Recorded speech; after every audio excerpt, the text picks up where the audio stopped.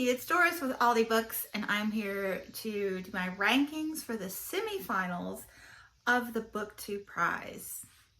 I know, better late than never, right? Or maybe it is too late and you just skip this one. But anyway, the bottom three books I thought were very important topics. I did nonfiction, by the way, in the semifinals. So the 6, 5, and 4 positions basically came down to, I thought they were very important topics, but the writing style just did not work for me for any of these three. So coming in 6th place was In the Dream House by Carmen Maria Machado. This was, the domestic violence. I had 3 of those. Not domestic violence, but violence against women. I had 3 of those. Oh, what a heavy round of books this was to read. But this one was not the style of nonfiction. It didn't get along with me. I wanted more heavy duty nonfiction research in this one. And it basically read more as,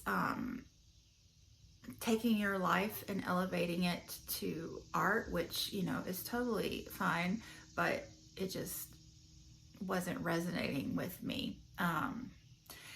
And there was a very repetitive nature about it with the titles. So her chapters were very brief. Like some of them were even just a half-page chapter. Some of them were a couple pages long. But each chapter was titled, In the Dream House, and then, something, a clever, catchy catchphrase that went along with her theme for that chapter. And it became repetitive, and it just irritated me. And that may have had something to do with the audiobook, but I think I went through all of these. I'm pretty sure I did all 6 on audiobooks. So, it was an even playing field in that respect. And this little audio quirk, hindered number 4 as well. And we'll get to that. Then in the 5th position was A Woman of No Importance by Sonia Purnell. Again, a great topic, a woman spy who played a really important role in the war. And, it should have been like a brilliant read because, it was how she made a place for herself and then, enlarged a place for women, in the broader society. But it was just, there were huge chunks of it that read like so boring to me. I had to skim read them. I think I did read this one. I think I didn't get this one. This is the one I didn't do on audio, but yeah, I read a lot of, narrative nonfiction, and I like, when different elements from the time period or of the social aspects or the science or the society, I like all kinds of elements drawn into the story. And this one, I feel like the author didn't,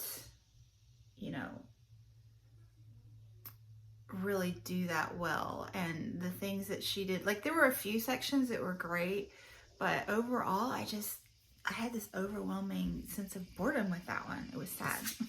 Anyway, and number 4 was The Only Plane in the Sky by Garrett M. Graff.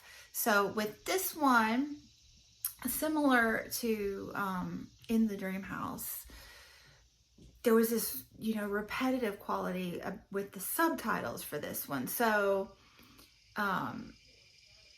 he brought together just different soundbite quotes of people that were involved thematically throughout this moment in time and put their name and like work title or who they were with them, and that just became gunfire, in my mind listening to this over and over. And I felt like the quotes were just too brief. I mean, some of them were even just 2-word quotes. And yes, they did, you know, have a certain effect, but just repeated so much, it just, I don't know, it didn't resonate with me. And so I just knocked off that one for the quality of the writing, which it was nonfiction. I get that, but I just think that larger chunks to settle into would have worked better for me. Larger quotes and things.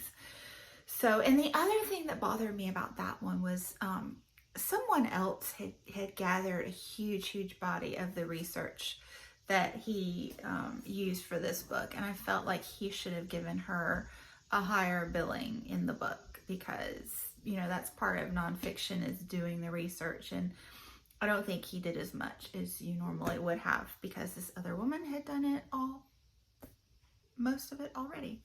So, anyway, then the next 3 books, my top 3 were, they were so beyond excellent, and they were so emotionally hard-hitting. To be quite honest, I couldn't even rank them now. They were all so good, but I did have to rank them because Robert makes you. That's how this game is played. So I don't know. Like, if I did a reread, I would probably re-rank these books, and these are just really basically the order I finished them, which I don't know. But they were all so good and so important, and I highly recommend them. So in number 3, I have No Visible Bruises, What We Don't Know About Domestic Violence Can Kill Us by Rachel Louise Snyder. This book, you know, focuses on domestic violence, mostly against women, but she tells you in the opening that, you know, it is men too are victims of violence, but she uses the she pronoun because that predominates in these narratives. But this is written so well, and her research is so brilliant, and her kind of focus in this is not like what we typically think of, why the women stay.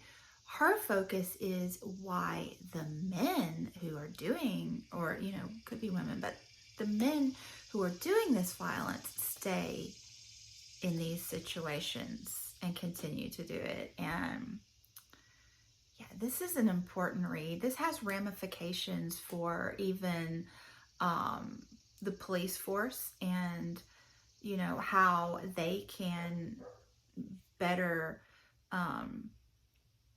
answer these calls and work on, you know, eliminating or, you know, lowering the instances of violence, domestic violence in society. And, you know, even the police forces themselves, you know, she talks about there being, you know, higher instances among policemen of actually committing domestic violence themselves, and, you know, a certain frame of mind and, you know, effective programs to retrain these abusers. It's just such a good book. It's such a good book.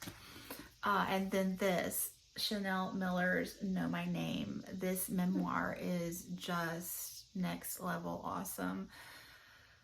Wow. I can't believe this is her debut. I hope she writes more things. Like, I realized that this is her memoir, and she, you know, spoke out of this thing that happened. But I hope that she realizes that she's gifted with a pen or a keyboard, whichever. But yeah, I don't know if there's anything else to say about this. This is the woman who was sexually assaulted on a college campus by a potential, you know, Olympian, and why his life was more important than hers. Literary. This book is so literary and devastating, what she had to go through. Major watershed moment in society. Highly recommend. Highly recommend all these books. And then I didn't even want to be quite honest. Maybe Talk to Someone by Lori Gottlieb. This is the counselor, you know, who herself, therapist is the word, I guess, talk therapist, who herself goes through therapy for a recent breakup, and, you know, not really my thing.